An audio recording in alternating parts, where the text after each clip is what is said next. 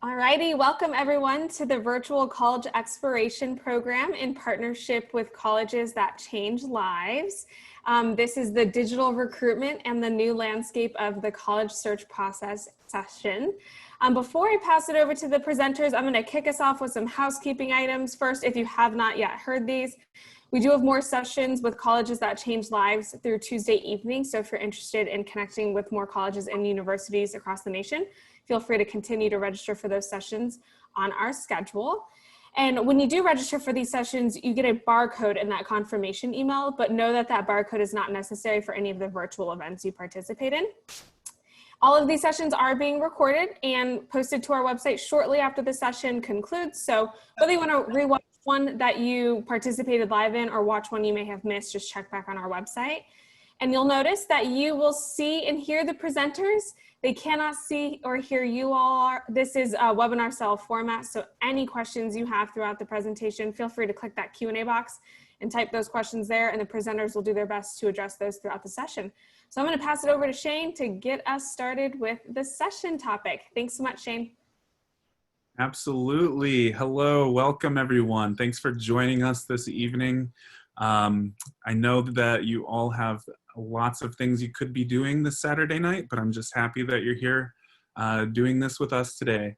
Like I said, my name is Shane Creeping Bear. I just want to say that the digital recruitment and the new landscape of the college search process is something that we put together to help ease and calm some of the fears that you may be having about this upcoming year and going into potentially your senior year or even your junior year and engaging in this part of the process. As you might know, things are a little different this year.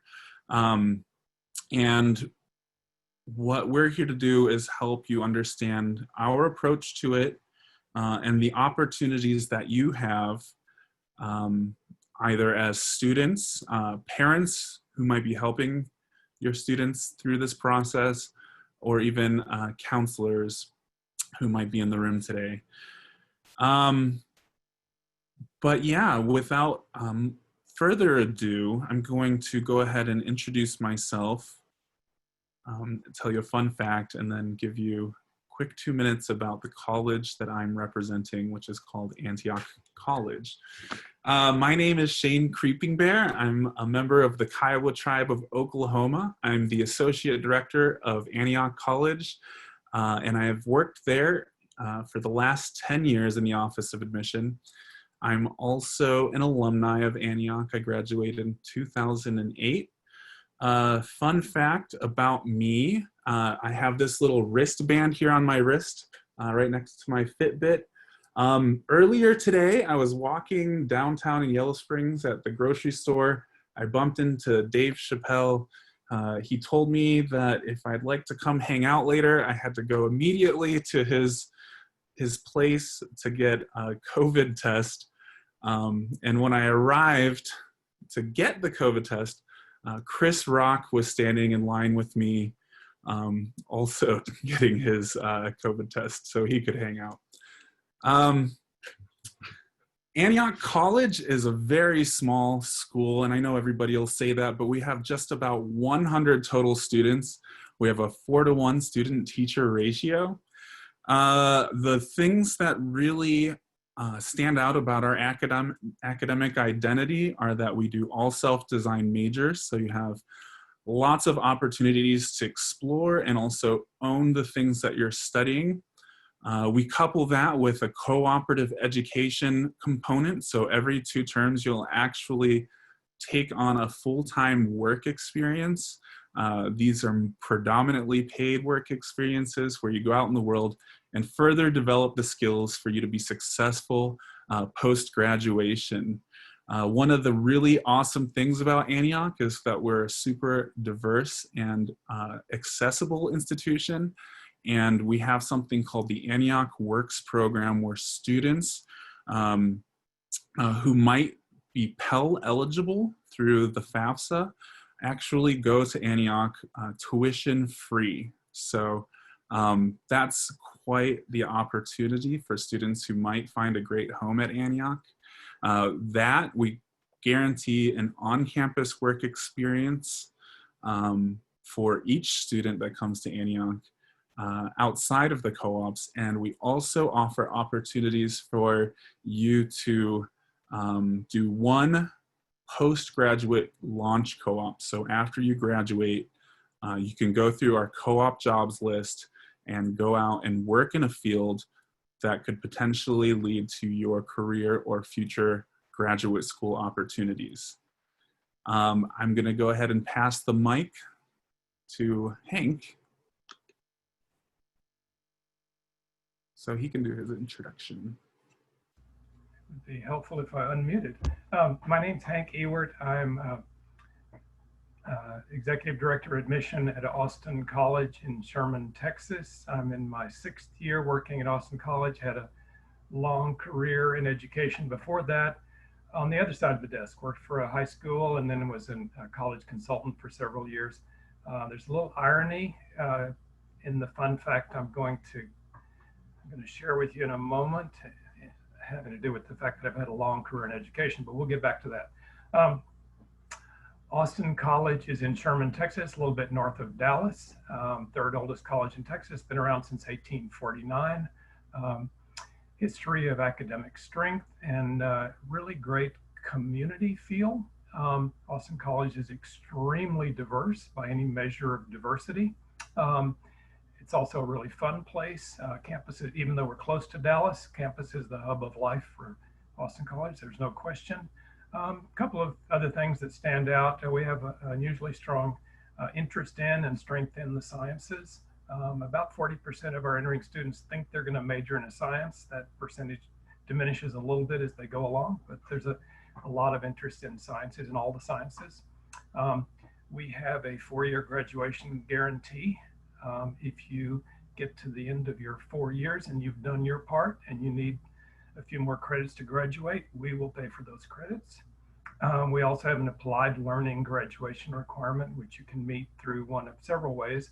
The most popular ones are an academically related internship or academically related study abroad. I guess all study abroad's academically related now that I think about it, but those are a couple of distinctive factors. There are a lot more. If you want to know more, come see me tomorrow afternoon at our session. Okay, so the fun fact, I was expelled from kindergarten when I was 5 years old. But not for any reason you would imagine having to do with a 5-year-old. You'll never guess the reason. Some of you are probably trying to guess it right now. Was it money laundering? What was it? But you have to communicate with me separately to find out why I was expelled from the kindergarten 6 blocks from my house. This is many, many years ago. So it's ironic that I ended up having a long career in education after that start that I had when I was a little kid. Okay, on to my good friend Jamar. All right, good evening, everyone. My name is Jamar Keaton, Associate Director of Admission at Southwestern University. So Southwestern University is located just 30 minutes north of downtown Austin, Texas. So it benefits from all of the music and art scene and fun that the city has to offer, with the great juxtaposition of being in a community of 80,000 residents with small town charm. The thing that I love most about Southwestern and what I feel allows us to stand apart is our curriculum structure, definitely noted for its flexibility. And I think, like many of our partner institutions, we're focused on ensuring that our students leave with a broad set of intellectual skills, namely critical thinking, creative thinking, collaboration, and communication. But we take things a step further with the level of intentionality that we have behind our unique curriculum structure that we refer to as Paideia. So while you are gaining those skills in active learning environments that are truly engaging and where you have a lot of choice in terms of the courses that you're taking and the way that you're managing your degree pathway, we are also focused on making sure that nothing you do occurs in a silo. Every single class is connected to another class. Every single concept is connected to another concept. Every single experience is related to something that you've learned in the classroom or beyond the walls of our campus. We want to make sure that our students are really trained to be indispensable problem solvers, to come up with original ideas, not just to use theory in the way that it's been done, but really approach using it in unique ways. So in some ways at Southwestern, while we are certainly preparing our students to go forth in work in places, I think we're also doing a fantastic job of preparing them to develop workplaces, things that do not exist that others have not dreamed of. And that way, our students find themselves as indispensable problem solvers with any organization that they should choose to be a part of, because there certainly will be options coming from Southwestern.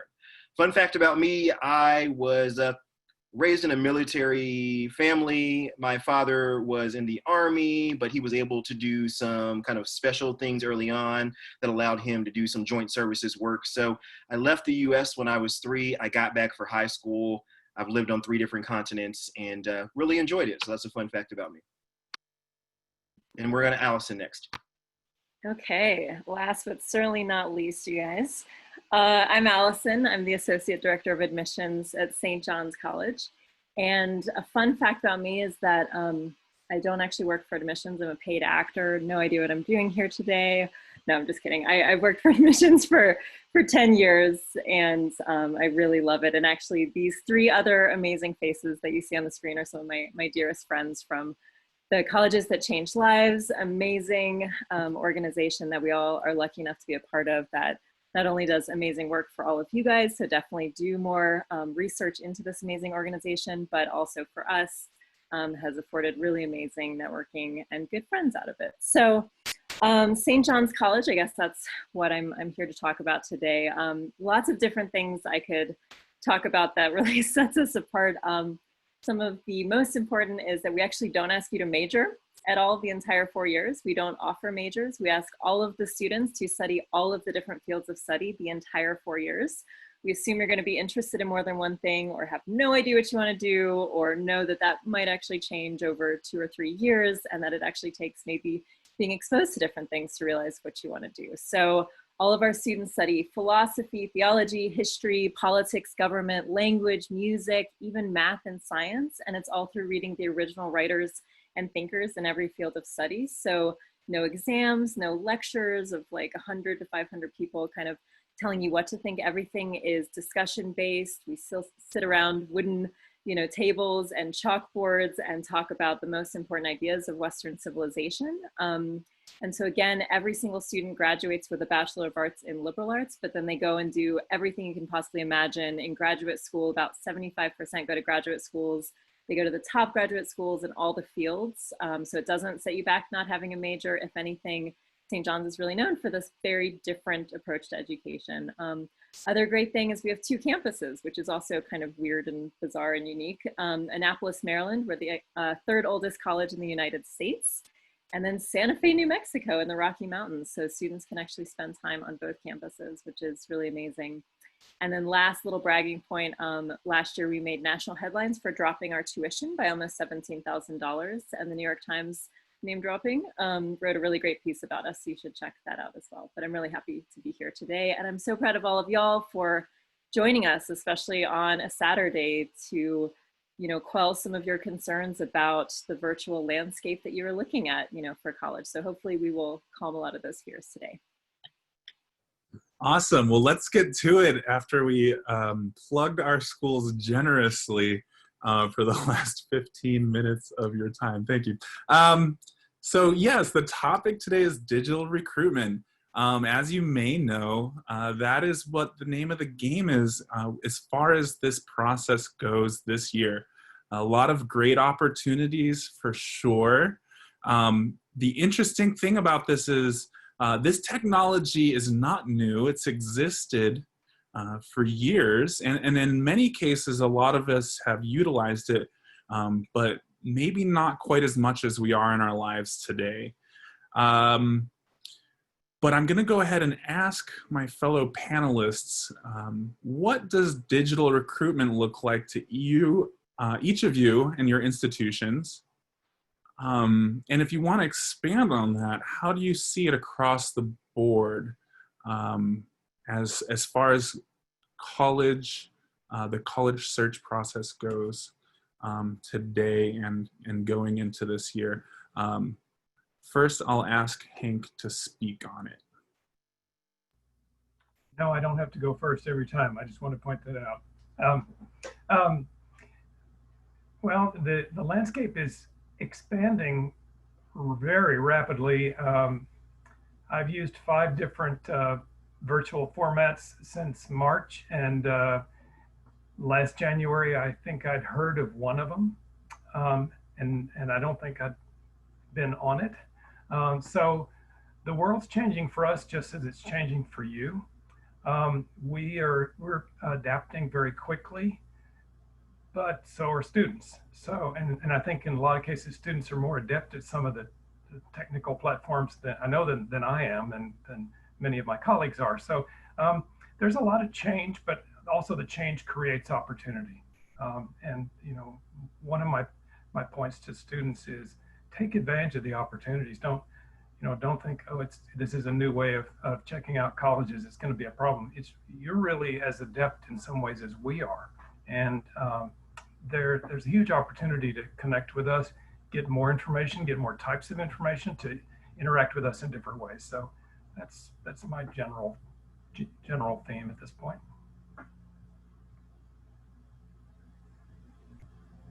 Jamar, do you want to say something about digital recruitment today? Yeah, I mean, I'll add that, like most other institutions, opportunities are going virtual where they can. So I think the biggest one that's going to impact many of our students and stakeholders is we're not coming to your high school. So, you know, you're going to need to look at other opportunities to engage with us in terms of programming, information sessions, all types of things that would be done in person. We're looking at unique ways of doing them online, and that includes campus tours in some ways. I think if you are given the opportunity to go on a campus tour, you have to recognize that it's going to be maybe a little bit modified from the tour that you would typically get. Maybe you're not going to be able to go into as many spaces. Maybe you're not going to be able to take more than one person on that tour with you and not your whole family. Those are some of the things that are changing as we practice health guidelines and social distancing. But in terms of going virtual, I mean, anything that was happening in person, every college is looking for a way to get it done online. So explore those opportunities. I think from a counseling perspective, I should say from an admission counseling perspective, one of the things that we have to do to support our counseling colleagues at the schools is get better about how we schedule efficiently, right? So you're going to be getting invites to 1 million Zoom things or requests from 1 million counselors to do Zoom things. And so I think you're going to kind of see some institutions coming together to do joint programming and joint ventures, as opposed to a counselor visiting admissions counselor and visiting individual high schools. Maybe they're going to have 1 or 2 Zoom meetings for the entire district. So this means that you need to be on top of checking your Naviance and registering and doing all the things that your counselors tell you to do so that you can get these notices. But it's going to take a bit more diligence on your end to keep track of when things are and what time do you need to log on and other steps that you need to complete before registering. So just, you know, be aware of all that. And I think another last thing I would say is many institutions of our size, small liberal arts colleges, are looking at alternatives to testing in this age. And one of those alternatives might be related to interviews and things like that, which can be done digitally, but I think you just want to make sure that you're putting your best foot forward and getting prepared for that process as best as you can. So those are some of the general things I'm seeing, and all those things are happening at Southwestern as well. Yeah, and I'll jump in for St. John's. I have to say, I think there are so many wonderful benefits to colleges having to go online, and St. John's has traditionally been one of the most historical colleges, and maybe kind of the last one that we ever imagined would do virtual learning and stuff like that. We've been laughing about that a lot at the college, and actually we're really lucky because our education is actually very conducive to it. We're more one-on-one, or 16 kids in a classroom chatting about ideas, and so we're really lucky with that. And because of that too, we've been able to do a lot online this summer and what we're planning for the fall. So I'm actually really excited about a lot of the opportunities. Obviously, it's unfortunate you guys can't get to most campuses. St. John's, we're not offering in-person visits right now. But there's so much more content than we've ever had before. And so we're really excited that we're going to, reach more students. Because I think for all of the schools, on screen right now, we're not looking for as many students as possible. We're not looking for, just huge amounts of applications. We're really looking for the right fits. And obviously we want more of those right fits. We want more students who know of us to have access to us and even just know that we're out there. So all the content I think we're all doing, we're putting YouTube videos up. We're having more of our current students create, more authentic pieces. So it's not just admissions always kind of putting the best, spin on everything, but you really can have more access maybe than you would before. And especially if you live internationally or just somewhere in the country or it's just hard financially to visit schools, I think you actually have this amazing opportunity to visit more schools. And you also have an amazing opportunity that you kind of have our rapt attention. I mean, in some ways, now we can visit all these high schools, you know, around the world virtually. So our plates are very full, but at the same time, you know, we're always looking for these one-on-one conversations. So if it's an interview, like Jamar was saying, that can maybe replace a test situation, something like that, really take advantage of it. And also just to pick our brains more, you know, stuff we're doing at St. John's, we're doing one-on-one virtual tours still that you can see our actual like virtual tour online and then pair it with talking to a current student live that only you are getting to speak with them in that moment. And then you can always talk to an admissions counselor one-on-one as well. And I'm sure that's true for all of us as well. And then we're recording some classes. We're also offering some live classes. And so there's a lot of content too that you don't have to just be somewhere at a particular time. Obviously, if you're working live with a college, as Jamar was saying, you need to make sure that you're really there and you have all these awesome opportunities. But there's a lot of pre-recorded stuff as well that we're getting out there. So you can watch it 4 in the morning or after, you know, your paper is done, or from the bathtub if you want to get crazy. You know, there's a lot of opportunities that will work around your schedule too when you're not just totally burnt out from Zoom. So just go to each, you know, college website, reach out to your admissions people. I think now more than ever, I think those one-on-one relationships can really help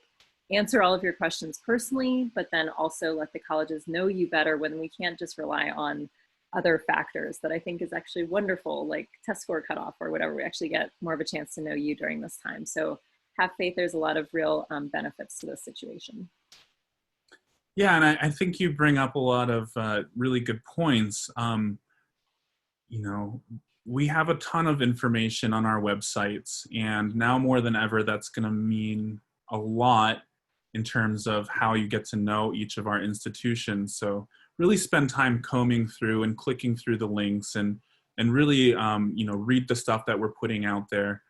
You know, Hank mentioned sort of the technology and the different things that we're using and learning, you know, all of these different platforms. And, you know, just to be sort of specific in that, Zoom has been big for us at Antioch College. We use it for a lot of our webinar events, and they do get recorded. So in previous days where maybe you had a different obligation or you were taking a test when we were visiting your school, where you couldn't actually make the college visit on the day and time that we were there, these things are recorded and they will be posted and they will be out there for you to engage in at your own sort of pace and at your own time. And then, yeah, absolutely. Zoom, Google Hangouts. I've been FaceTiming with students a lot. Not every counselor does this, but, you know, a lot of us are texting students. You know, I'm working from home right now, and so it's even, you know, it's very convenient for me just to be able to pick up my phone and text you links to things if you have questions about things. And again, you know, I'd be really mindful of the counselor's time and things like that. Really get to know, you know, where their boundaries are and comfort level, because they're all working from. A lot of us are working from home now. But I would say that as everybody on the panel here has said, your opportunities to engage with us are a lot more sort of broad and open than they might have been in the past.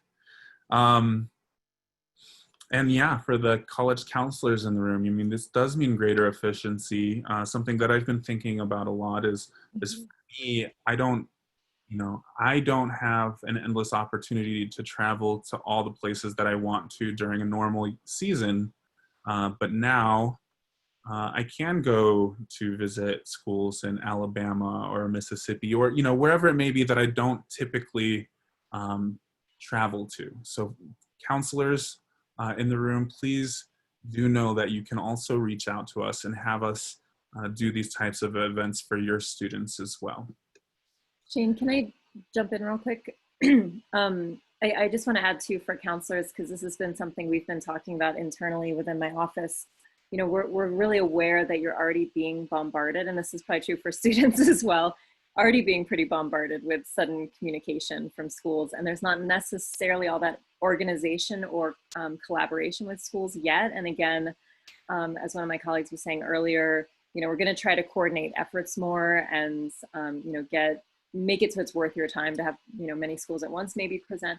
But also, we've thought about maybe, again, pre-recording some presentations for you guys as counselors on maybe financial aid nights or essay, tips and tricks or interview stuff, so that you guys can, in your overwhelmed, busy schedule, reach out and grab, a video from us that we can just offer kind of pro bono or whatever. And we're not just, plugging St. John's the whole time, but just, here's our genuine tips for you, so that maybe there's, a college night or something where you don't have to worry about doing that segment live, that you can maybe reach out to schools for some of that we can help take some of your workload off of your plates.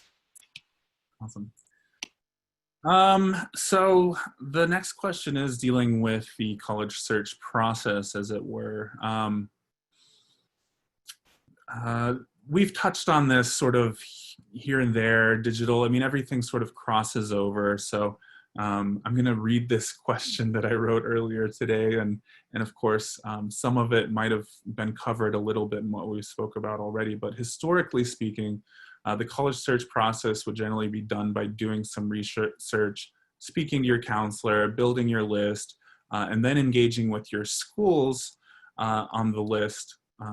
And then that can take place in many ways. But I think some of what was always recommended in the past was to go and visit these schools, or sign up for the college visit when they come to your school, or even college fairs when they're in your town or city. And often these can also include the in-person interviews and the information sessions that you might do face-to-face. But in absence, and maybe we can just take a deeper dive into this for a moment, with the absence of this in-person engagement, what advice do you have for students, and how can students and families leverage this new landscape to your advantage? I'll start with Jamar. You're on mute. Oh, and be on camera. I think this actually is a great segue to a question that was asked, and that was, about the availability of pre-recorded webinars. And I think it goes back to, you have to really make sure you're looking at admission sites closely. There will be links and access to information to help you navigate this age on every single one of our sites, whether that's programming, whether that's interview availability calendars, whether that's how to reach out to your counselor, or when they're having student nights, or pre-recorded financial aid webinars and things that might be posted. So I think just what we mentioned earlier, just is making sure you're looking at the websites a bit closely for any schools that you might be potentially in. The admissions pages will keep you definitely abreast of what's going on in our offices and any status changes that we need to make you aware of. And I think that in itself, and being consistent in doing that, will really go a long way. This is not, when mom and dad used to kind of maybe drag you to the school and force you to ask some questions, and you have to take a bit more ownership of this process at this moment. I think that always is the case as you mature anyways. Even more so, you have the tools in your hand, you're probably on your phone 60% of the day. Take some of that time to really navigate our web spaces and see what's going to be available for you, and I think that'll serve you the best. Just be consistent. And we'll reach out, we'll send emails. So signing up for our information lists and things like that is going to be equally, we're not at a college fair where we're getting a card necessarily and kind of getting your information on a card. So you're probably going to need to go to our websites and seek out those digital versions of leaving your information, so that we can send you appropriate information as necessary. Yeah, and I think too, something we've been talking about too is kind of beefing up more of our counselor page, so that we have a specific landing page on our website specifically designed for high schools and counselors, where we're going to try to, just dump as much of the information we have and links kind of all in one place. So you're not just combing through all of the admissions, web pages, which may or may not have any kind of rhyme or reason as to how they're being presented.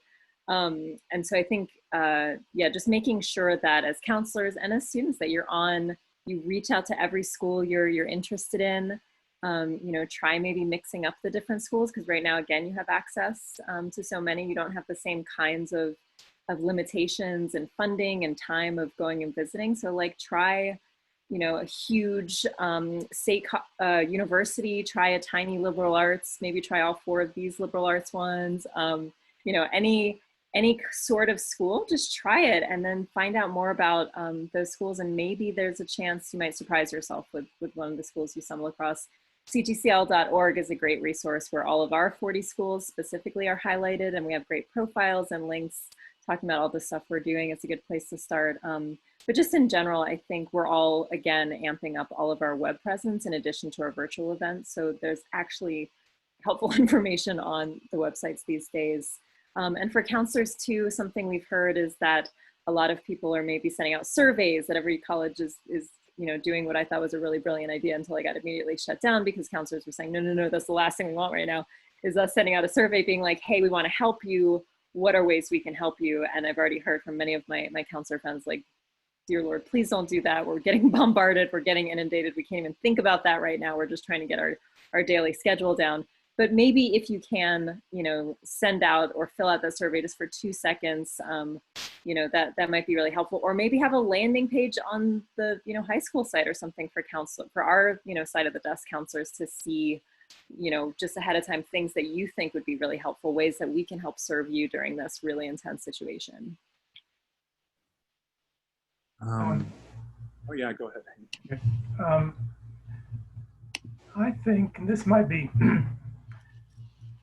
surprising, but I think actually that in this adaptation with the digital circumstance, I think our colleges, at least our type of college, will get more transparent and more information will be available than was the case before. And I'm not even sure exactly why. Maybe part of it had to do with the fact that last March and April, a lot of colleges became very nervous about enrollment or something, but it seems like we're having more interaction between prospective students and professors, people involved in fine arts, pre-professional advisors, others, than we would have had in the summer.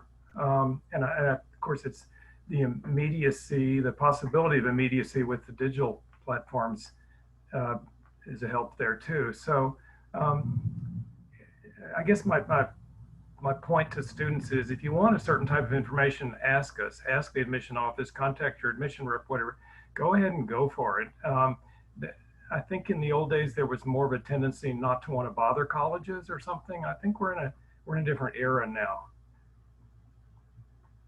Yeah, and there's something that during one of our meetings leading up to this that we said and shared, and the ball really is in some ways in your court as students going into this. I think that you have we've said it sort of over and over again, you have a lot of opportunity in what we're doing right now. You know, all of this is under the context of a pandemic, and how we're sort of navigating it from our own professional positions, but also giving you advice how to engage with us under these circumstances. So the next question that I have talks a little bit more about sort of in the context of liberal arts institutions. At liberal arts institutions, when we're reviewing applications, many, if not most, or even all, talk about a holistic approach to reading or reviewing your application.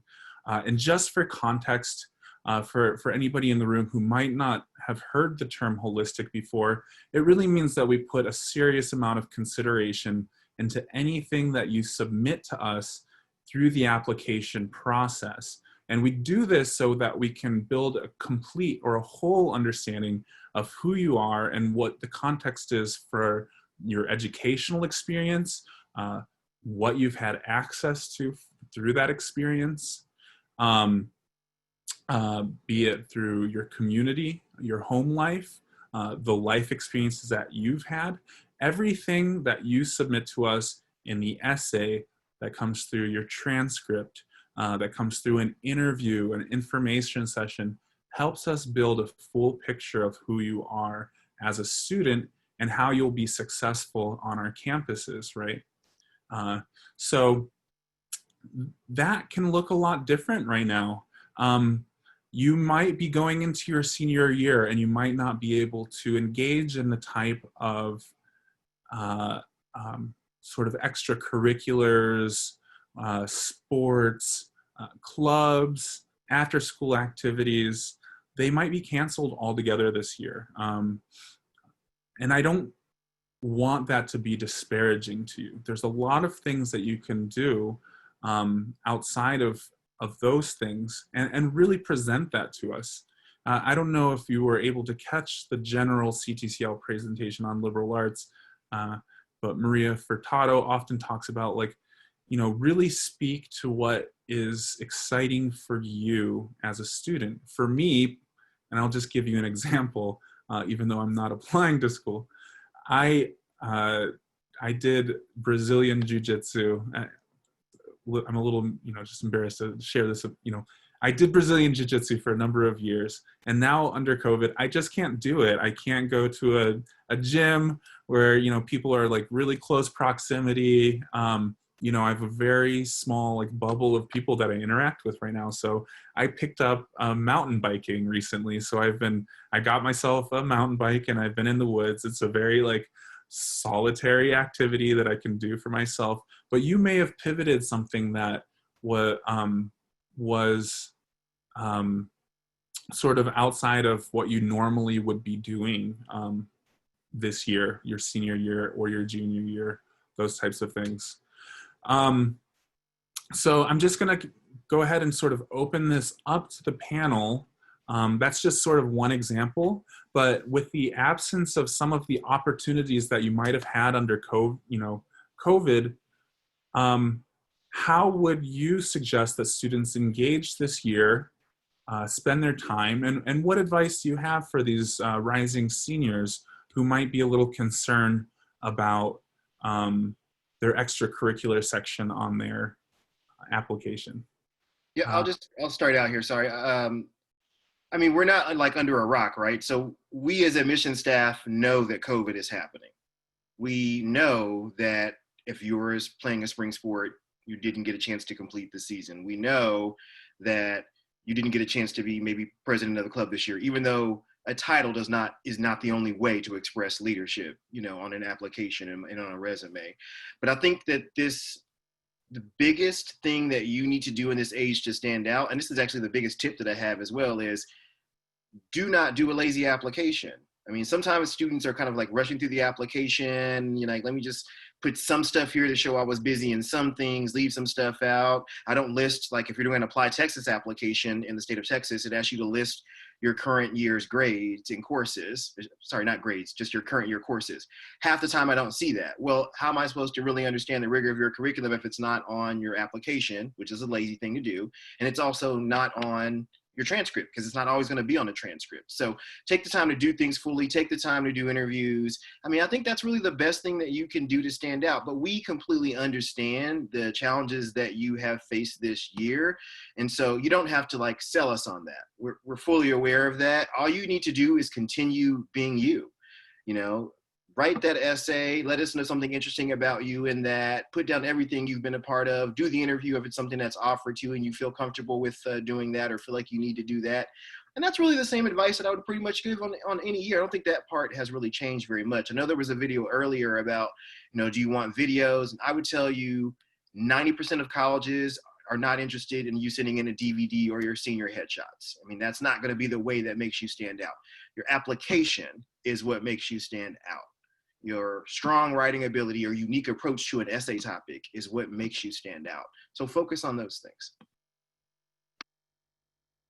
Yeah, I think also just being honest that, you know, it's really okay if your grades, you know, dipped this past semester, or if they will, you know, dip this year. Obviously try your hardest. You know, it is an important year we're still looking at as colleges, so, you know, don't give up entirely, but at the same time, just be so aware that, again, as Jamar was saying, we know exactly what's going on. We are all doing this from our homes right now. this evening. And, we know that it's really hard for mental health, especially for teenagers, to be separated from so much of your support groups, which are, your peers. And so of course that's going to hit, your grades and your enthusiasm and maybe your confidence, of how do I still sell myself when I'm in these four walls, And so I think really being honest that this is the situation and how hard it's been for you, while still owning ways that you're maybe trying to overcome it a little bit, or be a member of your immediate culture, or, be an activist online as best you can with everything going on in the world. Like, talk about the current situation honestly, and also even without the whole pandemic thing, if earlier in high school, God forbid, you got a C on something or a D or whatever, because your parents were getting divorced that semester, or there was something else going on in your heart and mind, we do want to know about that. Again, always get in the context of personal growth and awareness over just, victimizing too much. But at the same time, it's really important for us to know the context of, what was happening in your life. And so just be aware of that, especially with the pandemic. We know that that's what's going on. Yeah, my colleagues have made great summary remarks. I'll just add, you don't have to dwell on what you do. We're interested in what you are.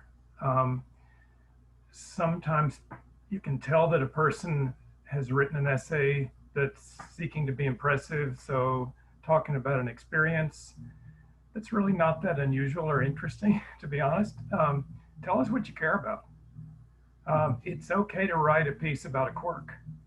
Those are sometimes the best pieces that we see. So think about what makes you, and I know I'm echoing my friends, but think about what makes you a little bit different than other people, and talk about that. We're bringing, our colleges are bringing you into community. You're going to live with us as well as be in class with us. We want interesting people, and we want to know you. We want to know the whole person, not just the academic person or the impressive performer.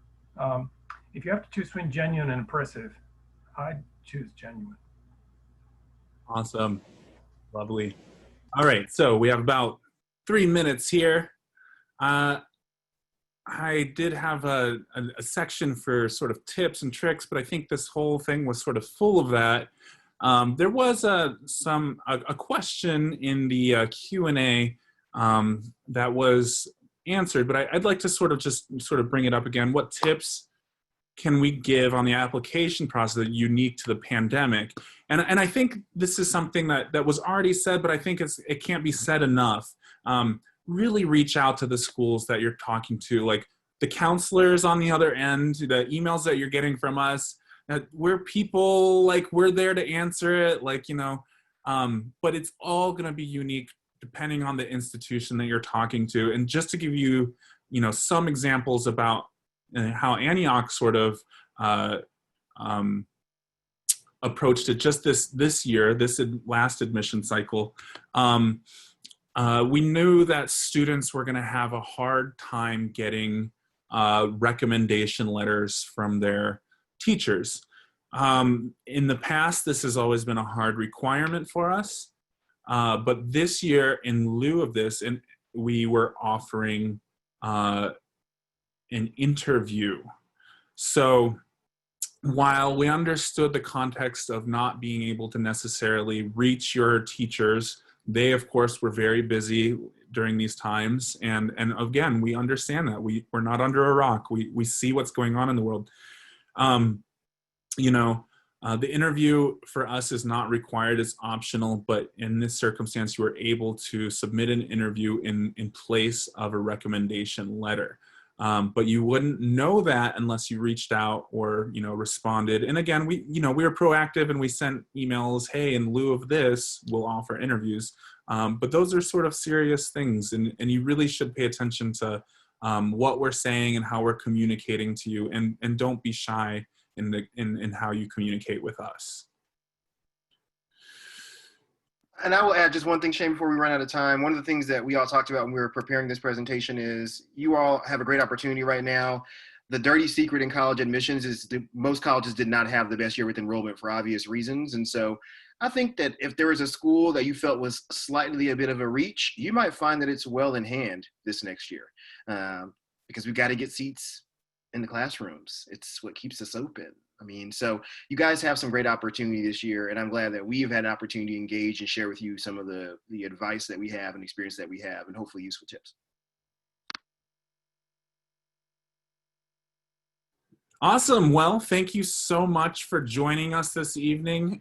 Jen is going to close it out for us. This will be recorded, and all of your information does get sent to us, so we'll be able to communicate with you. And thank you all for spending your evening with us and sharing this great information. Hopefully you all found it beneficial. The conversation definitely doesn't have to stop here, so be sure to reach out with any additional questions, but we'll be sure that they also get the questions that were submitted through here. And as you exit the Zoom webinar, you will be taken to a quick survey. It's only 4 questions, so we'd love to hear your feedback regarding this particular session. And as I mentioned in the beginning, there's more opportunities to connect with colleges that change lives through Tuesday evening. And all of the sessions will be, recordings will be posted on our website very shortly. So I hope everyone has a great morning, afternoon, evening, wherever you are. And thanks once again to the presenters for taking time out of their day to share this valuable information. Thanks so much. Have a great night. Bye.